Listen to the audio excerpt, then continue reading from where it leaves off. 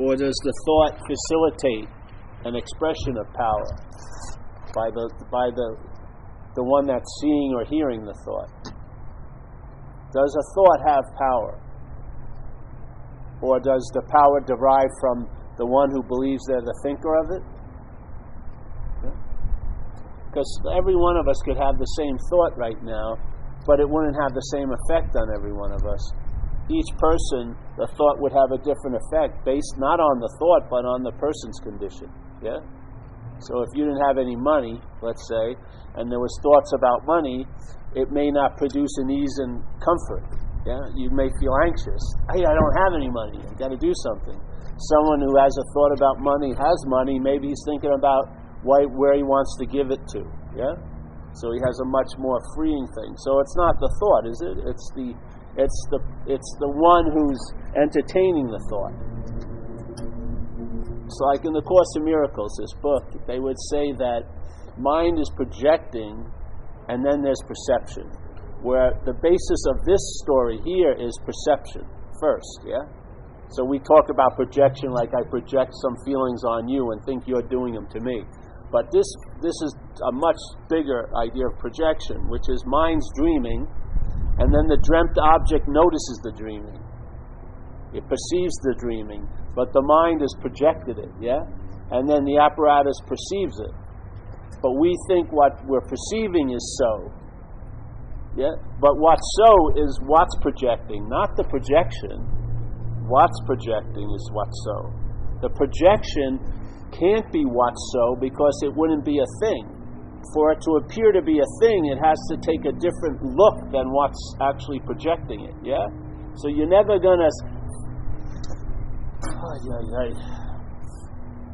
So just take the thoughts. The difference between a thought and my thought is huge. Yeah?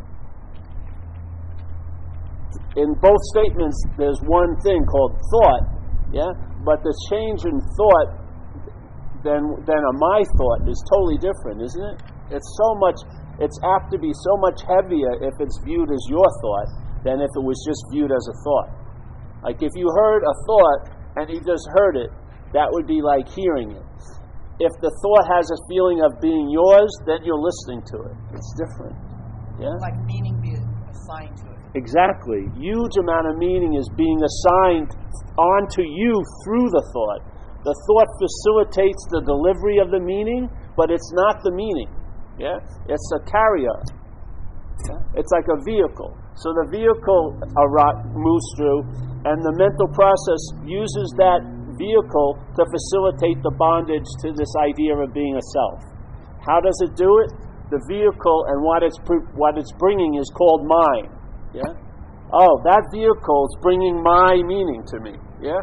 Now we don't want to see it as my meaning. We want to see it as its meaning, the thought's meaning. So we could blame the thought, so we could do this and do that. But the thought is just a carrier. Yeah? The mental process downloads information into the carrier, then that's forgotten, and then the carrier shows up in our life, the door opens, and here comes the bad thought, chock full of meaning, and maybe we don't want to have that thought, or we try to evade that thought, yeah? But it demonstrates the statement in the Course so beautifully. You and I are the dreamer of the dream, yeah? You and I are the dreamer of the dream. Let's say this is a dream. If you don't believe it or not, just look at the basis of your experience here. It's a subjective experience, yes? You can be at the same event, and everyone at the event will experience the event differently. That would be a very strong aspect of dreaming. Yeah? So you and I are the dreamer of the dream. We forgot that we're dreaming. This is the key point, yeah? Because everyone may be able to agree with that. Yeah, I'm the dreamer of the dream. But then there's this little statement, we forgot that we're the dreamer. So, how do we forget that we're the dreamer? It's produced, the forgetting, yeah? I saw it as how I was forgetting that I'm the dreamer was I was remembering that I was this Paul, this action figure, yeah? And I remember Paul not by the moment, but by past moments and future moments. By my thought system thinking about me, In the past, it pictures that me is thinking about as a body. So I'm remembered as a body now. And when it's worrying about, what's going to happen to me this afternoon when I got to do this and do that, what that happening is going to happen to is to a body, called Paul. So I remember Paul back then, and I remember Paul in the future by worrying and just being concerned. And then the remembrance of Paul has an effect now, What the effect is, and you may not think that this is so, but the Course in Miracles is saying it in this statement, it has the effect that we forget that we're the dreamer. We're in a state of forgetting that we're the dreamer by remembering we're the body, so to speak. That's it. Because the dreamer is not a body. The body is dreamt. You can see this body. This is part of the dream. So this is not like a great master, Huang Po, said, whatever can be perceived, which is a body, it's many other things can be perceived, this tree, this building, this da-da-da, whatever can be perceived cannot be perceiving. It's super clear, incredibly clear statement, saves you a lot of time. Say it again. Whatever can be perceived, so right now you're perceiving this body called this you, and then you're perceiving the chair and the pillars back behind me. Whatever can be perceived can't be what's perceiving. Yes? So I can perceive you, therefore the you that I see, this body, cannot be what's perceiving.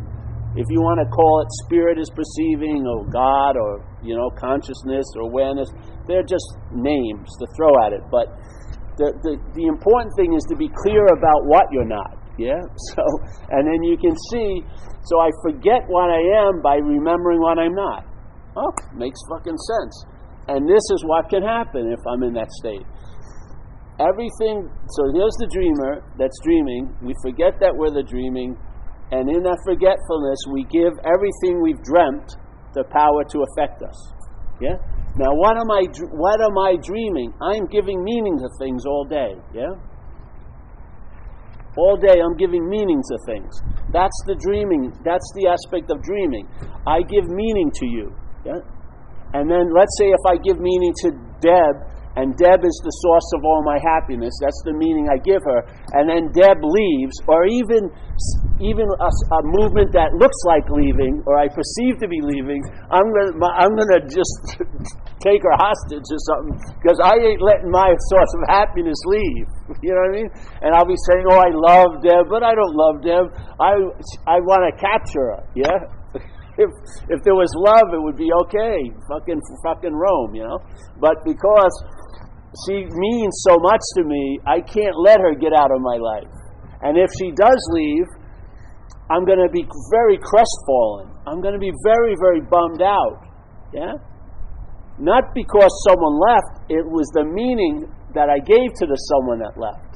That she was it. She's the one. She's the source of all my happiness. That's not a good move. Because on this game board, things move. Things come and go. I'd like to have my source of peace on a much more reliable foundation than a person, or a job, or a physical condition, as I've experienced recently. It's crazy to totally rely on something that's unreliable. So, you and I are the dreamer. You want to hear it this way? You can talk a lot of ways, but to me, I was just with some people, and I find value in an understanding of what's actually happening. I find value in it. It leads me to a place where that may not happen anymore for you. It's a point of real possibility, because it's sort of not like, you realize you're in the house after the house has been built and you put a mortgage on it and you furnished it and you got couches in it, but you see the building of the house in the blueprint room and you're not beholden to it yet. You haven't moved into it, because moving out of it may be a big deal. But if you see it as it's being built and maybe decline the offer, then you never have to go through all the drive to get out of what you've never been in, literally. If you could realize you've never been in anything, you may not waste so much time trying to get out. because you can't escape an imaginary condition. You can't leave a place that isn't a place. It just seems to be a place. Your mind has made all these things seem to be, and it's located you somewhere, which may seem to be intolerable, but it's as real to be to you, yeah? And therefore, the natural response, but based on an insane logic, is to get out. You don't know, you will know if you look at your life, that every form of getting out is another form of being in. Yeah? The getting out is prior to the idea of being in, not after the idea. If it's after the idea, it's going to lead to getting out again, and then in and out, and in and out, and in and out, and in and out. But if it's prior, you cut off the whole line of it. Why the hell am I trying to get into what I can't be out of, like the moment? And why am I trying to get out of what I can't be in, which is a long-lasting, individual, separate entity? Yeah? Like one master says, what were you an hour before you were born? Yeah? That's what you truly are. Not what's appearing to be you, but what was there before, and what's there now, and what's going to be there after the body goes. Yeah? Just makes sense. And the funny thing is, you'll travel lighter here when all your intention is to travel lighter, and you defeat your own purposes most of the time. When you lose interest in the self, things go better here. Yeah? It's not the whole point, but I'll tell you, it's a good selling point because it does. It'll go better for the self not to be one. You know what I mean? It definitely goes better for the body not to be the center of the universe. I mean, the body can thrive if it's not the center of the whole universe. Yeah, it really can. It has the ability to recognize what's going on and then facilitate a shift. It does a lot of it. You know, people can heal unbelievably. So you're the dreamer of the dream. You forgot that you're dreaming. I'm saying that is because the mental process is remembering this idea of being a self. Yeah, using the body to be the clinching point. Yeah, okay.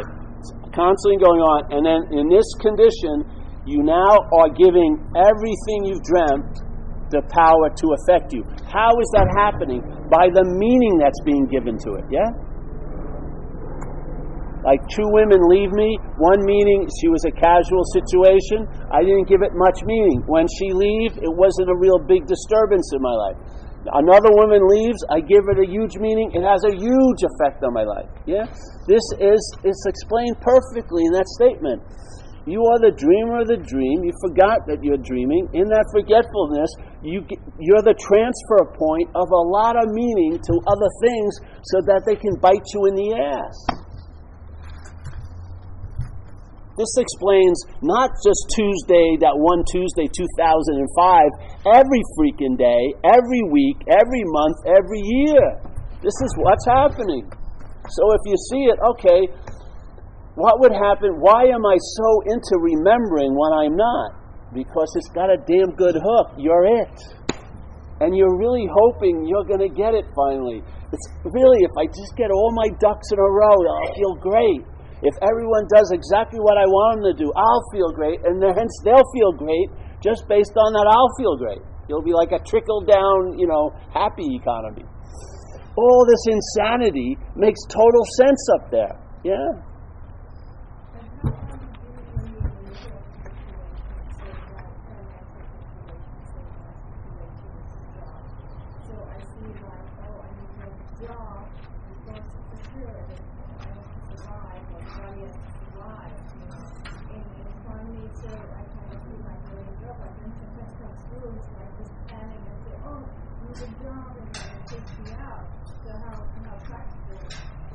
Well, in your case, if the way you're speaking right now, without looking into it deeply, your house is on fire, and you need a pail of water. So on that level, it's very practical. But in fact, if you only stay on that level, you're going to have to move near a big giant source of water because you're going to have a lot of fires. Yeah? Because what's giving the meaning of a job and not having one will give other things the same fucking meaning. And you'll be dealing with heaviness your whole freaking life here. Because you'll be the basis of it. So yes, practically, you got to get a job. So open up to the possibility. If you don't feel like you can do anything about it, make up an idea of you as a higher power and surrender it over there and see what happens. Yeah. So you, at one point, like the Course in Miracles would say, there's level confusion. So the mind is manifesting in a lot of ways. Right now, from where you're speaking, the mind is manifesting on a consequential level. Taking the fact you're a body, that you have to have money, that this and that and this and that and this and that. Yes? Okay. If someone sees that, then it would be insane to say there is no house, there is no need for a job. Hey, get some fucking help. Go to an employment center. Do something like that. Yeah? So deal with it on that level. It's not you, but it's where the mind's manifesting from. Yeah? But all the while we learn skillful means to deal with that, why not also entertain the possibility of the blueprint room and see actually what's going on here? Yeah? Yeah.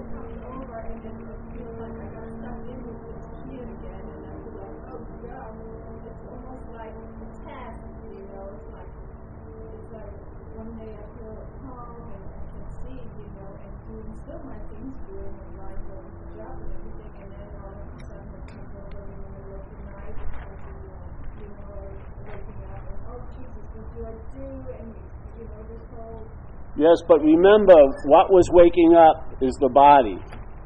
What's afraid of something is the mental process. Try to at least hold a little bit of a possibility that you're prior to that. Yeah? So these are activities that are happening in the sky. They have their meaning and their value and everything like that. But try to bring a little of the sky-like quality into it. Yes? Just a little. That little bit will go a long way. Because you know what? Things are going to work out. Things are going to continually work out. You may not like how they work out, but they're going to work out. Yeah? Literally. That's what happens here. Everything that's undone gets done and it gets undone again here. This place moves. It's like a current. But the idea that it's you is a mistake. Not bad or good. It's just a mistake of you.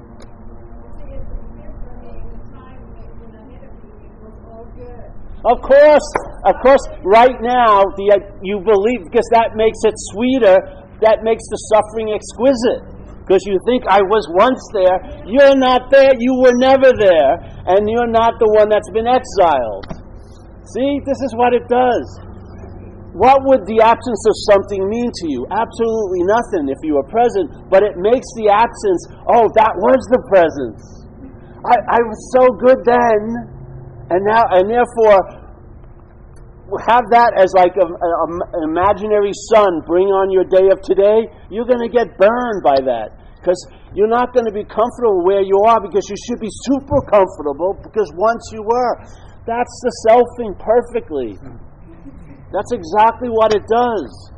Just like, you're with the source of all your happiness, you're not enjoying it at all, really. It's not, you're ignoring her most of the time. And then suddenly she gets the sense to leave, and then just suddenly, it dawns on you that she was the source of all your happiness. Why didn't it dawn on you when you were near the source? Yeah? It's the mind playing games. That's what it does. It produces exquisite mental suffering based on it doesn't have to be this way. And it's going to be like this forever. That's what it does. It's the advertising campaign. And if you're a subscriber to it, you're going to get all those fucking brochures in the mail. All these things of, what was once and what will never be. And somehow you have something fucking to do with it. And you don't. You're assuming you were there, therefore you're assuming you're not there now. They're both assumptions. What you are is you've never moved from. Never moved. You can't move from everywhere. You can't leave everywhere. It's either true or not true. Yeah. If there was a sense of no-thingness, where could you say, what place could you say no-thing was? It's not of a place. It's mind. It's infinite, expanded mind. And mind right now is dreaming. And it's moving through this little object to facilitate the dreaming. But this object is dreamt. So here, if I'm identified as this object, I'm in the state of forgetting that I'm the dreamer, and then suddenly, the meaning that moves through the kaleidoscope of this conditioning, this apparatus, its little peculiarities, its beliefs, its ideas, which you never produced this life, they were just already latently available. Now, all the meaning that could possibly be given is going through that kaleidoscope, and so this gets blue, this gets a lot of yellow, this gets green, and then the green, yellow, and blue start affecting you. Yes. This to me is valuable to understand, because it's good to understand that you're fucked, in a sense.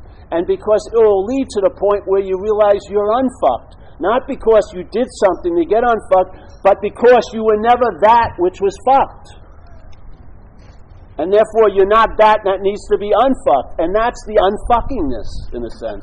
That's the experience of being unfucked. It's not an experience that's produced. It's a realization that what's happening here doesn't mean, it's not a denial of what's going on. You deal with what's happening to the best of this apparatus' ability, but don't take it to be so when it isn't. Yeah? That's not a denial. That's a freaking fact. It comes and goes. The idea that you would think you were somewhere before, where is it today? You can't feel it, see it, hear it, taste it, touch it. It's all mental conjecture. Yet we're giving that the abiding truth. Even when we're feeling great today, it's bookended. Well, I won't be feeling great when I go to work. You don't see we're constantly pledging allegiance to the wrong flag, or a flag that's choking us. Yeah? It's not giving you any benefits. It has no services left. All it is about yapping all day.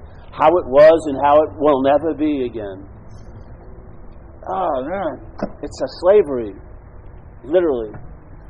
And it can only be fostered on what's ignorant of the fact that it's the dreamer.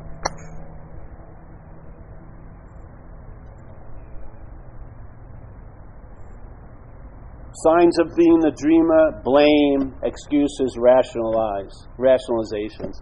Those things get dismissed, the meaning they give you, because you're not trying to cover up your ineptitude here. You've accepted it because it's not you. You're not an urban renewal project anymore. Yeah? There's a little maintenance here and there, but there's no like Taj Mahal that's going to be built on this position.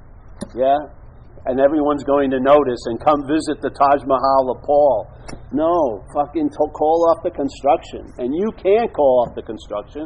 There's something shifts and the construction's called off. Yeah? Then the body does better. Then things work out a lot better. Jobs come. Situations are taken care of. I have no idea how I'm staying afloat. I'm not working at all and money's there. It's fucking incredible. And then one lady told me, money doesn't come from work. And I said, fucking that is true. It doesn't come from work. It's one way of it being presented, but it doesn't have to necessarily come from freaking work. It's an idea. Fucking all right. See what happens, yes.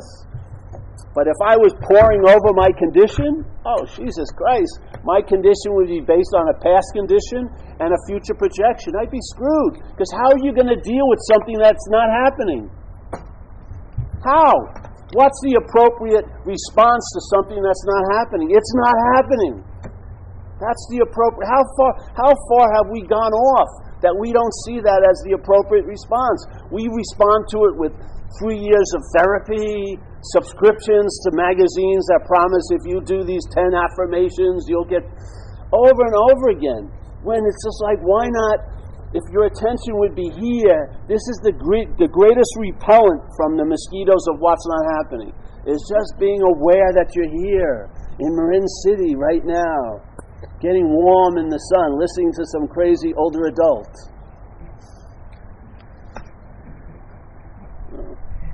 I mean, it's an invitation. This is not a draft. We don't have a uniform that you have to buy. We're not going to do army drills after. All right, let's walk in unison.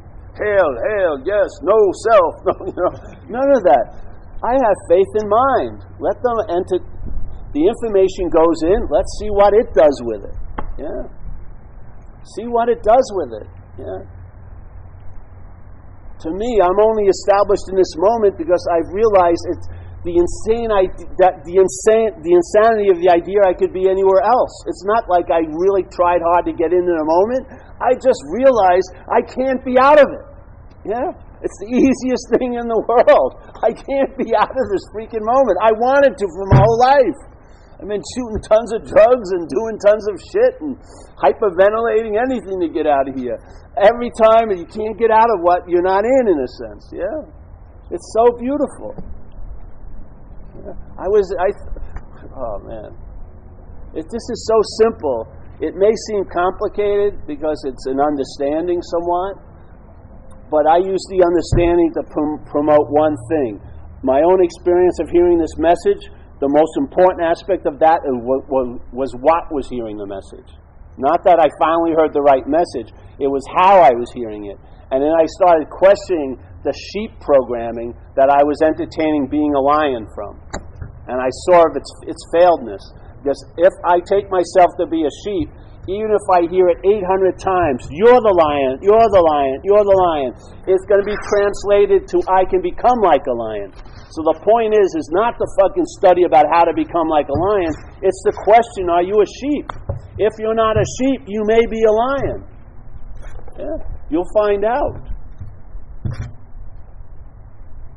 That's why we do here is just come back every week and repeat it. So that some of the common mistakes they'll save you tons of time. Because you're always going to be led back to I need do nothing. Through all the shit you've done, all you're doing will distill into a realization, I need do nothing. Why not fucking start there?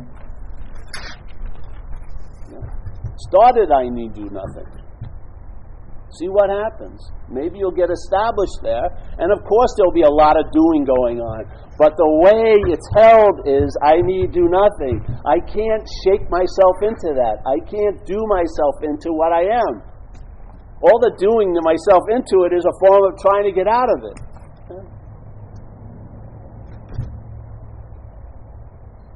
So to me, this message, just like in recovery, I came in recovery, had this huge story, tons of written stuff about why I was screwed, and they did it to me, and I got run over, and my mother always said to me, you'll never be as good looking as your older brother, and it all worked on me, and I was defeated by all of this. Yeah, hey, it's a great story. Who knows, it has some relevance or not. Yeah, tons of it. Then I hear some principles. Any life run on self-will will hardly be a success. That template went over reams and reams of story, and it all shrunk up, and that's all that was an expression of that. Yeah? A life run on self-will was expressing in myriad ways that it wasn't going to be successful. I got it. Yeah? Then it says, all right, self manifested in various ways is what has defeated us. Boom. All right.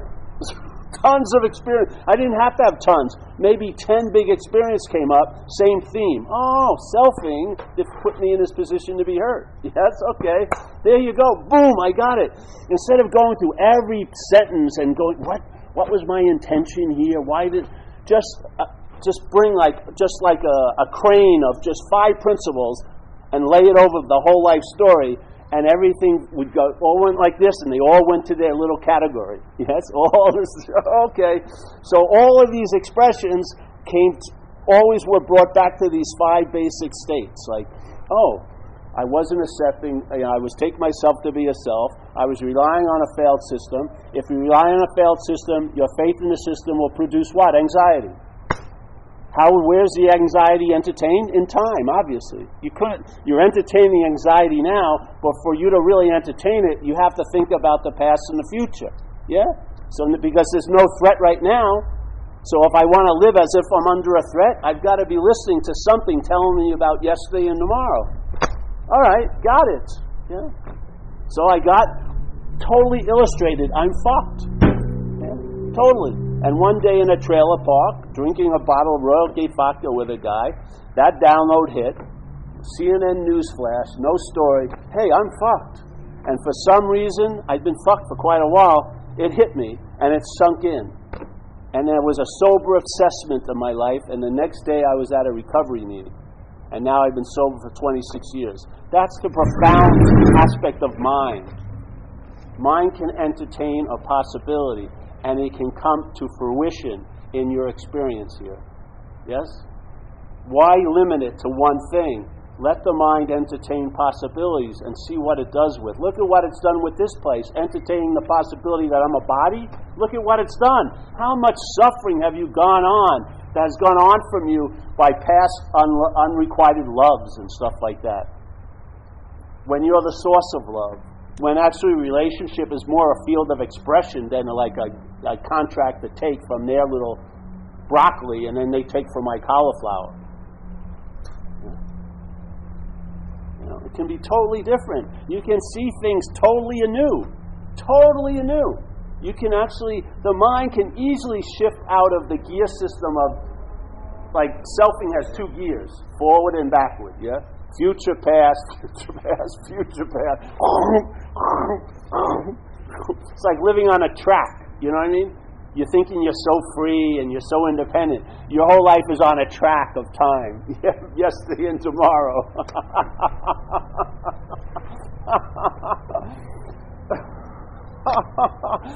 You don't believe the mind can shift into it? You have experience of being out of it when you were a kid.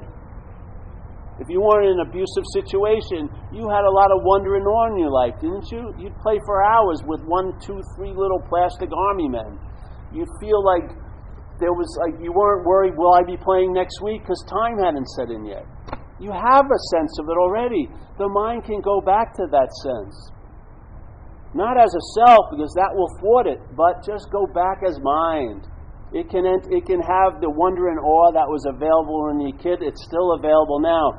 There is not a certain amount of wonder and awe in the world. You're the one who sees things wondrously and from awe. You are. The mind itself is what sees it. There's not like 8,320 wondrous things, and you're just in the wrong place to see the wondrous things, and awe has shrunk. Now there's only 800 places of awe. No. You're the wondrousness and awe come from you. It's how you're looking at things, not what you're looking at.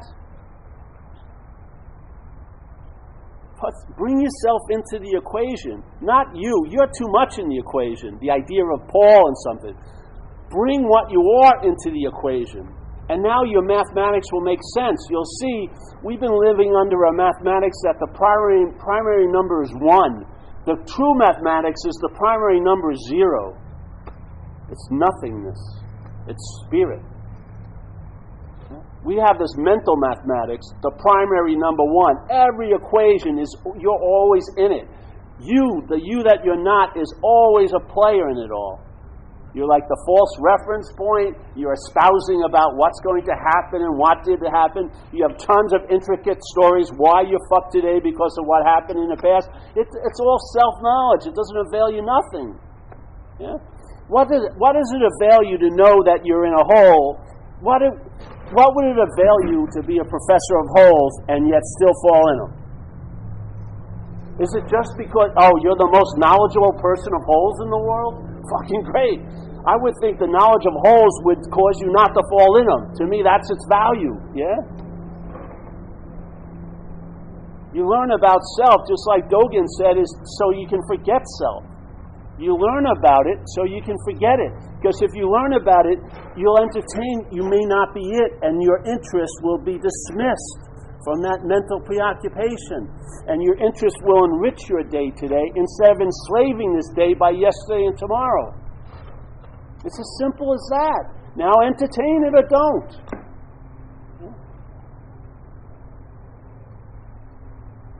We're looking for an extravagant means to get back to the mouse hole. You're at the mouse hole already. You've seen the source of it. Yeah? Just sit in that and then see what happens. The mind loves to back up and I've got to take a more esoteric, traditional approach. Because you don't want to go in it. You don't want to actually find it. You want to keep approaching it. Yeah. All approaches are departures. They're every one of them. Yeah. You are what you're looking for. Do you think these people were fucking with us when they said that? Do you think that master who had gone through whatever he or she went through wanted to say, I'm going to really fuck with the people in the future? You are what you're looking for. You see, St. Francis had a bad day that day and said, I'm going to be vindictive as hell. What's looking is what you're looking for. You think the other one says, you're the seeker is the sought. You think, oh, fucking this? No. They realize the plight. They realize the mental state and what it gets up to here. And they attempted to give us a way out that had nothing to do with being in. Yeah? The Course says it. The Course has a whole chapter called I Need Do Nothing. In this chapter it talks about a life of contemplation, life of service, a life of meditation. It says because it's mind's intention to go free, nothing can stop it. But what's going to happen is it's probably going to take a lot of time. Yeah? It says if you're reading this book right now, The Course in Miracles, then The Course in Miracles probably is the way the mind that's experiencing as you right now wants to get out of here. And you know what? The Course is going to save you time. It's all it's going to do. Because everything that's worth its salt will lead to the realization, I need do nothing. Everyone. All the somethings that you can acquire will definitely add up to nothing. And that's the real gift. Why not start there? Save some time. Unless you love doing all the seeking. It's fun, man. It's fun going to a place where they feed you vegan food and organic ice cream, you meditate for an hour, kayak for 6 hours, and they frame it a spiritual retreat. So you get credos from the mind, oh, you're trying to be a spiritual, and yet it's just a fucking hedonistic vacation, basically. Yeah, but they put in a a tantric retreat in Costa Rica, and they don't have pictures they have pictures of kayaking, getting massaged, foot massages, eating. That's fine. Why do you have to get a little mental, oh, I feel better. It's a spiritual retreat I'm going on. What about the ones that charge you $10,000 and don't feed you? You probably sign up for a longer one. Yeah, you just detox. You don't just get like gruel or something. Really, you'll look, all right, 10,000 for a week, 20,000, 30,000 must be better because it's 30,000. So. And you can't speak for 10 days or eat. That's 35,000. I think that's a great idea. Put on 35,000. And see, I have the best idea, which is retreat from Paul.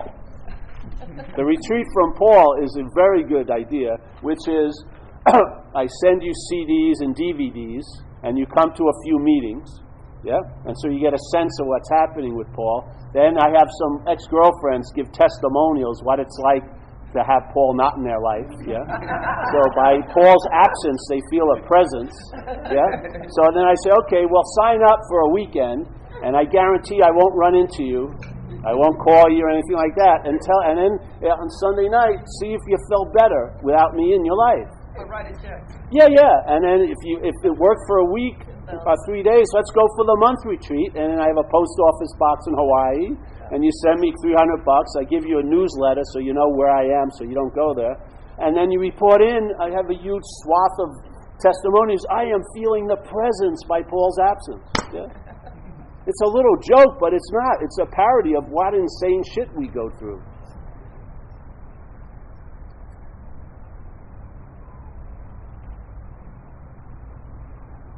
You know how many people, Deb's been here a while, some people have been here a while.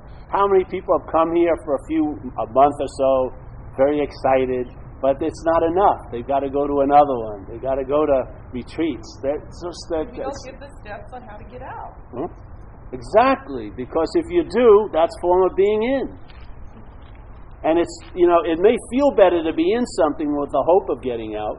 That feels better, really. But the radical freedom is realizing you've never been in it. Really. And just, the head, you don't base it on your mental state. Your mental state is agitation. It cannot rest. So if you try to bring selfing to the point of rest, it's going to be agitated about that point of rest. Yeah? Literally. If you waste your time trying to get the you're not to be always homogeneously free and bliss or whatever it is that you assume you'd be like if you were still there when you weren't there.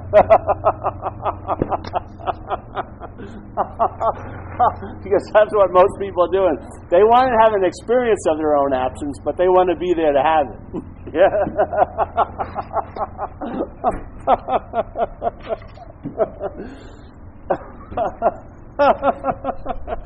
doesn't work. I mean, you can try to put... I don't know. This is just a simple thing.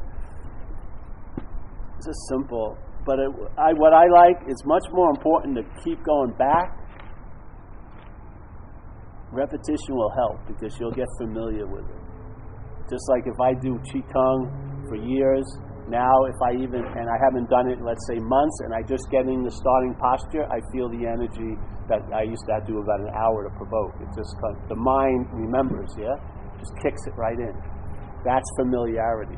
We're attempting to produce a familiarity so that you start seeing the old familiarity as very fucking unfamiliar, very foreign. And you realize, if you realize it's a foreign installment, the next thing you can entertain is I can be free from it. Instead of entertaining being free as it and all like that, but you'll get entertained, I can be free from it.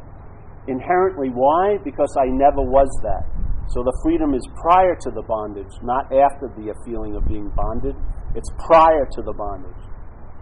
The solution that works is prior to the problem, not after the problem.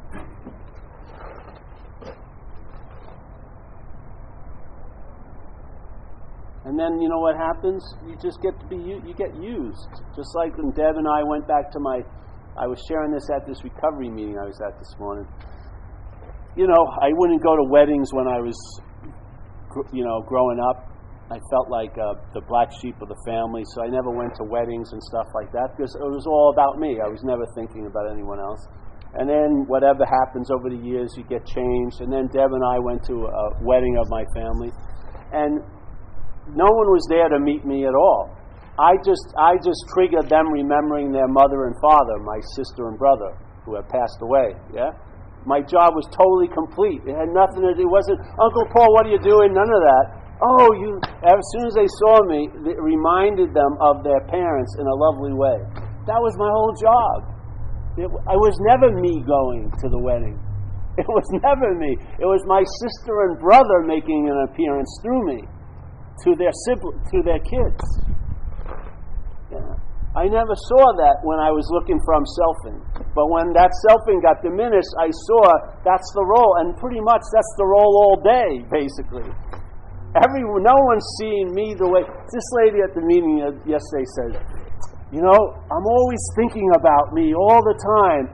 And I think that everyone else is thinking about me. And everyone laughed. And she said, they're not.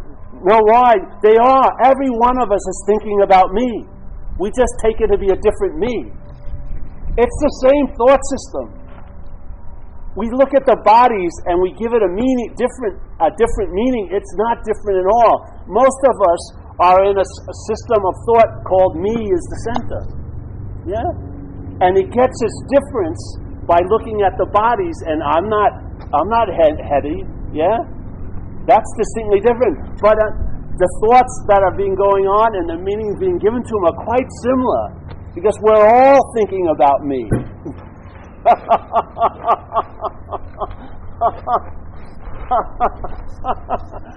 Now, sometimes you want to get relief from their me by getting away from that you, but you're never getting away from the me. This is the freedom. It's freedom from something that's never been so. That's why it can last. If it was so, what would guarantee that it won't be so again? The only guarantee that something won't appear is that it never did appear. The only guarantee of real rest is prior to what you call the problem, not after the problem.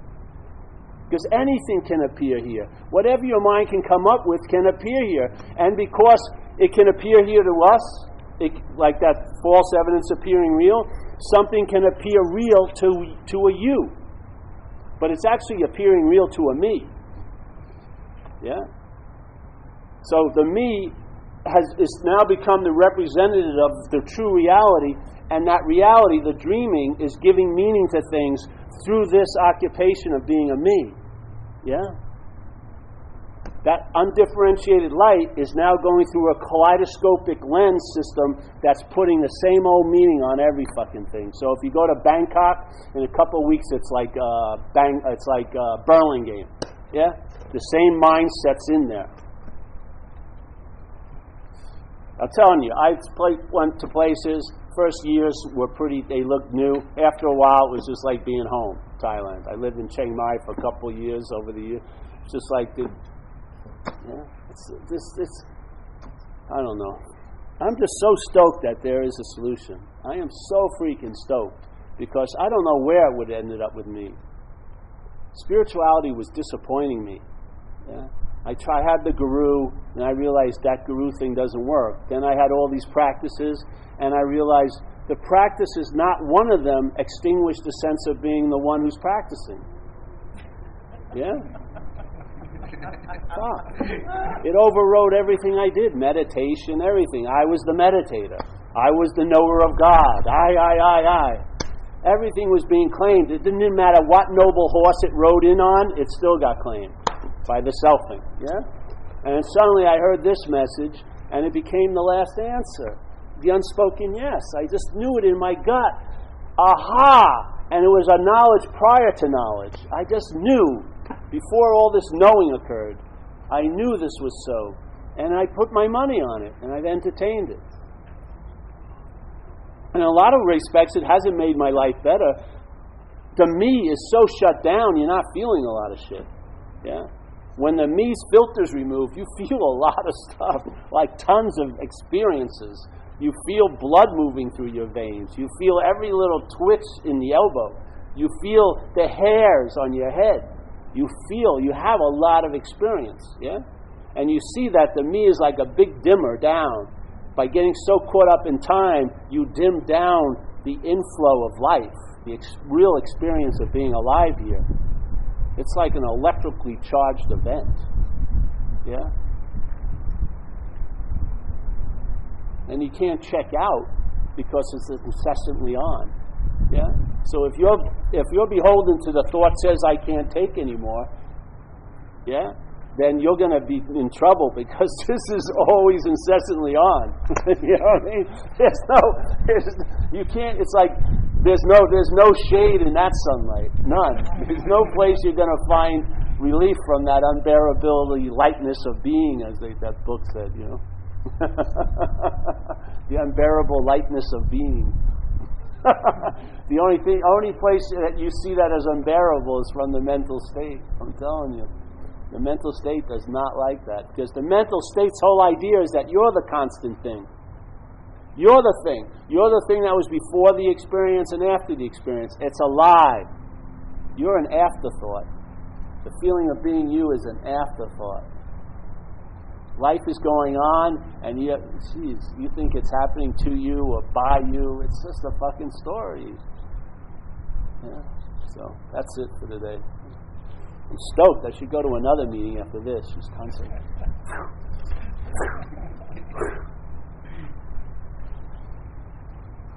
Any questions?